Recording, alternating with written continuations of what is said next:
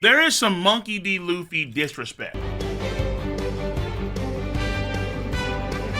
And as a Luffy stan, it is my utmost duty to make sure that any disrespect towards the Monkey Jesus has to be thwarted, has to be negated, needs to be shut down. And yes, this is steel. Don't worry about it. I'm okay. I know how to...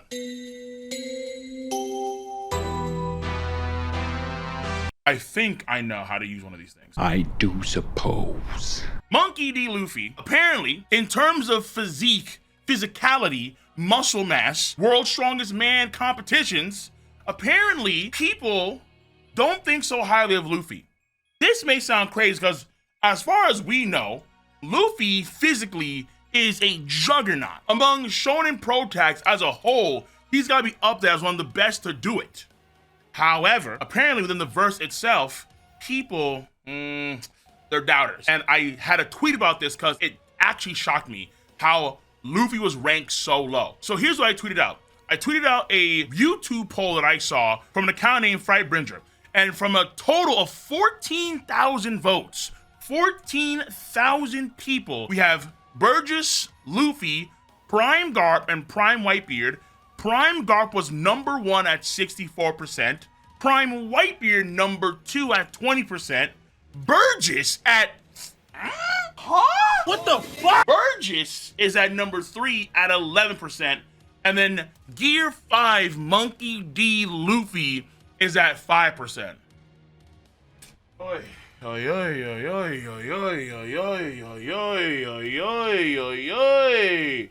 Yo, what are we doing? This is undeniable Monkey D. Luffy disrespect. But I can understand why. I can't say it's completely inaccurate, but at the same time, I think it is absolutely wrong. So, first of all, let me give credit to it, even to Burgess. Let me give credit where credit is due. Let's do this. First of all, Prime Garp. It's pretty obvious that Prime Garp is, in terms of physicality, he's nuts. Garp, right now, at his old age, is a stud. I mean, we all knew 2 years ago when he was younger, and probably healthier back then too, because he was younger by default. When he throws that giant iron ball, where it came from, nobody knows, but it just manifested on a Looney Tunes moment, and he just yeets that at the Straw Hats before they coup-de burst out of there, before they go over to Thriller Bark. So we all know, oh yeah, that was a crazy moment there for Garp at his old age. We even saw recently in chapter 1087, at the beginning of the chapter, literally Garp just yeets San Juan Wolf, a giant with size enhancing, with size enhancing abilities, where he's roughly around 3 times the size of a number giant that we see in Wano country. He just gets yeeted, he just gets whoop, just tossed by Garp. And as far as you can tell, Garp wasn't struggling, wasn't heating, wasn't like, no, Garp was still fighting for an extended amount of time afterwards, after he threw San Juan Wolf. The man is so physically endowed that this dude can make shockwaves by punching. Powerful, widespread shockwaves via punching. That's nuts. So this is Garp right now at his old age. Garp in his prime, we can easily assume, is a few times physically, he's a few times stronger. And how strong exactly we really can't gauge right now. In the future, I'm guessing with a full rendition of Garp's physique when he was younger.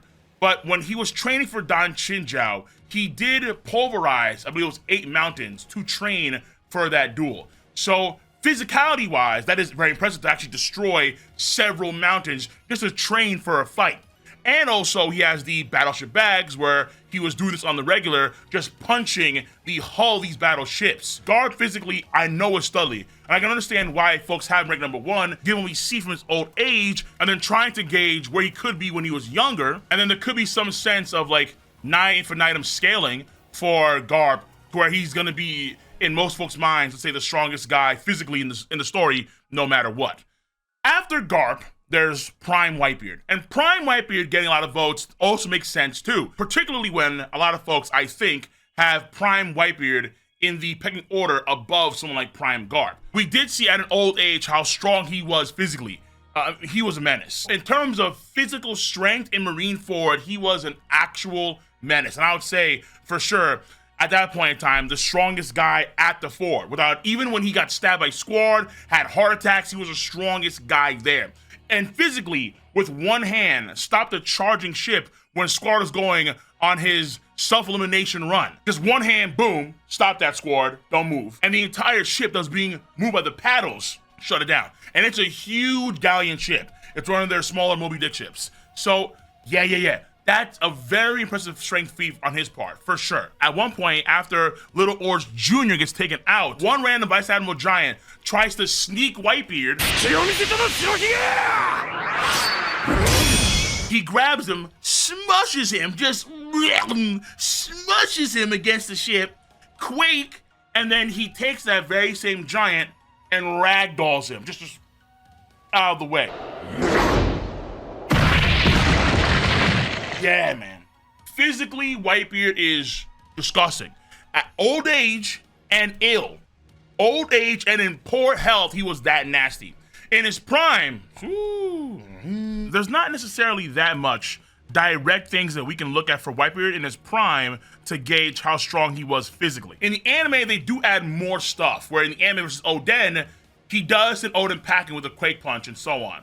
But in the manga, that's not there. But it is implied very strongly that he is physically stronger than someone like the Chadawan Oden when he's at his peak. There's also Weevil. In chapter 802, it's stated by Kizaru that Weevil is just as strong as Whitebeard in his younger years. And in that very same chapter, after the Kizaru gas, we do see Weevil, and there's a huge galleon ship on land.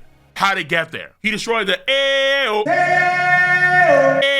He destroyed the AO pirates, and I'm assuming one of their ships, or let's say their main ship, was just thrusted onto the land, probably by Weevil during the altercation in some way.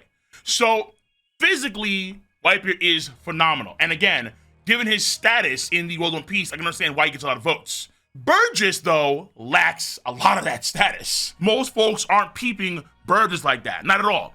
However, he does have the strong fruit. He has the strong fruit. And we see him like literally take a mountain. Let's say a mountain that maybe Garp trained with to defeat Don Chinja, right? He takes a mountain and is carrying the mountain overhead comfortably and throws that at Law and Company before Law evades of the room. So physically, by default, given his powers, he's got to be strong. I mean, there's no other way to say it. He just gotta be strong as hell. And we saw him actually do things similar to Garp in Dressrosa. Garp is so strong in his old age. He has this thing called the Galaxy Impact. Woo! And folks are waiting for the sauce, absolutely. But the Galaxy Impact is a move that combines physical strength with a lot of hockey. And this main plaza area on Full Lead Island was just completely covered in a huge hockey-infused shockwave. It is one of the best-looking panels that Garp has ever gotten. And Burgess can do something similar, because Burgess did display the ability to also make shockwaves with physical force. In chapter 737, he does display his shockwave elbow against Sabo. It's an elbow sort of strike, and then it's like a cone-shaped shockwave beam that just demolishes anything in its path. And he can do it with both elbows, with or without gear. So we see it in chapter 737, we see it in chapter 742, and then we also see him do this thing in chapter 787 called the Galleon Lariat against Sabo as well. Right after Sabo saves Luffy from Burgess, who's gonna try and kill Luffy, that, and he was gonna go for the Gomu Gomu no Mi, but Sabo stops that. And in the process, we have Burgess do the Galleon Lariat, where he takes that arm, he swings it really fast, and it's like a horizontal shockwave that went through Sabo and also the buildings behind him. So Burgess does have a lot of brawn. Not LeBron, he has a lot of physical power. And we see what he's doing in Dressrosa, and he is way stronger now, clearly, because he has the strong fruit. So how would the Galleon Lariat, how would the Shockwave Elbow look now after he's gotten the strong fruit? Pretty devastating shockwave-based moves. All done with predominantly what? Physical strength. So I've done my part, I believe, as the content creator, to evenly lay out most of the sides here when it comes to why these people were ranked over Luffy. Here's the problem. There are two things that just completely make all I just said before moot. Number one is this. And number two is this. I'm not saying that Garp in his prime, for God's sakes, nor Whitebeard in his prime, or Burgess now are physically weak. No, they're phenomenal. Absolutely phenomenal in terms of physiques. But Luffy in the Gear 5, you can argue has, I'm not gonna say infinite strength, but he has the highest ceiling in terms of physical strength than any other character we've seen in the story so far. That includes the Prime Garp, the Prime Whitebeard, and Burgess right now, even though he has a strong, strong fruit. Kaido, when he's in full dragon form, is huge. So damn big. We literally saw him sit on top of a mountain like it was a toilet seat. That's how big Kaido is, all right? So the mountain that Burgess threw at Law, Kaido is sitting on that comfortably, and that's like not even half his body. That's how big Kaido is. Kaido's massive in dragon form. If he was in marine form, his base form alone would be probably just as long as like the main building marine form. That's how big Kaido is in dragon form. He's huge. And he got skipped, man. It's one thing for, let's say, muscle form Luffy to grab Kaido and slam around old school Mario style, right, on Bowser. If that's all we got, let's say, in terms of physique for Luffy in Gear 5, I can understand him being 4th place behind Garp, Whitebeard, and Burgess. But the problem is that he's giant form. That's the issue. Luffy gets an absurd amount of physical strength when he's in giant form. And Luffy can continuously amplify his size to the point where we see the Bajrang gun. And mind you, that's back in Wano country. Luffy, I would argue, is physically stronger now than he was back in Wano country, because his growth rate is just ridiculous. Like his powers are ridiculous. If Luffy wanted to, he could literally grab all of Onigashima with his big hand and move it around. He could rip Onigashima from the bedrock with a Bajrang gun plus size fist and just move it around. Maybe even yeet it. We see the scale. We see the scale, man. Honestly, skipping Kaido and Kaido alone was enough. Because Garp 8 Mountain in his prime, cool, but when Luffy's skipping Kaido, that's like, I mean, screw 8 mountains, that's like 800 mountains. He just No. That's just too much. It's just too much.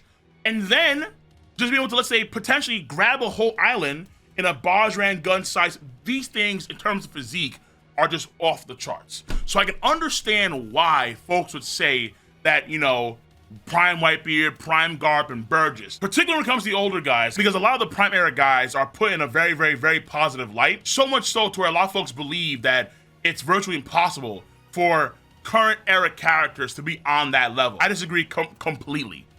But the reality is that folks do have these sort of, let's say, visions of grandeur of the good old days of One Piece. And Prime Whitebeard and Prime Garp, they do head a lot of era. Fair enough.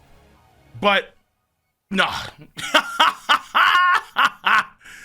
No matter how good I think a Prime Garp is, I don't think he could ever be physically as good as someone like, let's say, Joy Boy. And I'd argue Luffy is on pace to be stronger than Joy Boy.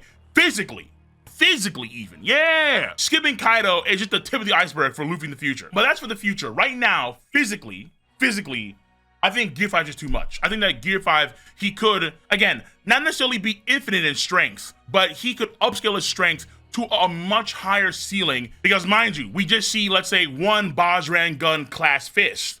What if he does 2 of them? Like a bazooka version of that? What if he can outstretch his gigantic Bajrang gun hands and just grab 2 islands? Like, it's no chance, so that's what you got. I can understand why the Garp, the Whitebeard, even the Burgess. But I got Luffy. If this is horse betting and there's a horse called Monkey Jesus, Luffy, all my money goes on that horse. There could be a case here where, let's say, Oda, well, for the memes, Garp can still, let's say, beat Luffy in a wrestling competition or an arm wrestling match, whatever the hell. But at the end of the damn day, unless I see Garp be able to actually lift islands or something, say for Burgess, I got Monkey D. Luffy.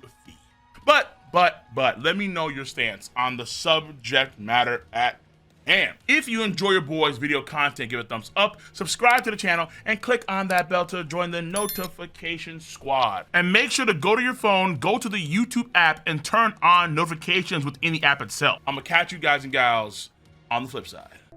See you. Bye bye.